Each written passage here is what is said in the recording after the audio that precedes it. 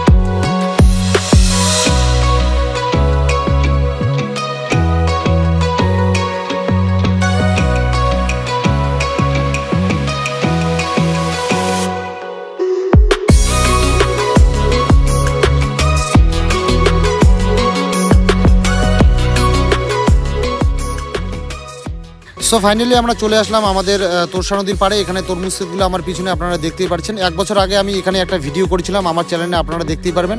তো সেবারও আমি এসেছিলাম এইখানে তরমুজ ক্ষেত থেকে তরমুজ কিনতে। তো এবার এসে দেখি এখনও তরমুজ ক্ষেতগুলো ঠিকঠাকভাবে পাকেনি। তো মালিকের সঙ্গে আমরা যোগাযোগ করব এখন।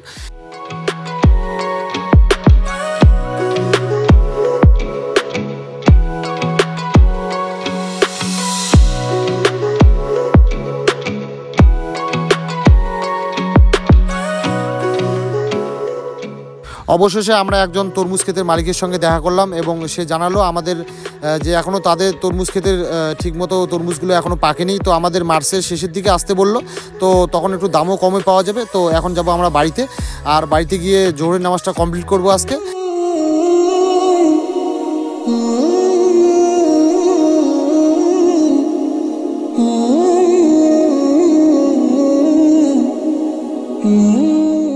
তো এখন বাজে 5টা, সোজাসুজি আপনাদের সঙ্গে দেখা হচ্ছে আসর নামাজ বাদ। তো এখন যাচ্ছি আমরা যেখানে আজকে আমাদের ইফতার পার্টিটা হবে। তো আমি পায়ে হেঁটে হেঁটে সেখানে যাচ্ছি। এখানে এসে দেখি প্রচুর পরিমাণে লোকের ভিড় ছিল, আর বাইরে থেকে বোঝা যাচ্ছে। আর ভিতরে এসে দেখি এখানে টিএমসি পার্টির বড় বড় নেতারা তাদের মূল্যবান বক্তব্য এখানে রাখছেন। তো আমি এখানে কিছুক্ষণ শুনলাম, তারপর আপনাদেরকে দেখাবো আজকের ইফতারি পার্টির জন্য যে আয়োজনগুলো করা হয়েছে খাবার দাবারের।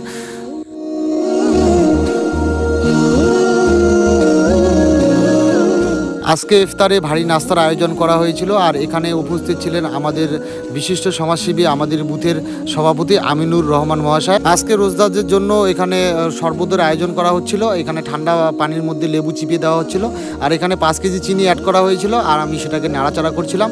তারপর আমাদের ইফতারির সময় হয়ে গেলে আমরা সবাই লাইন ধরে এখানে বসে পড়ব।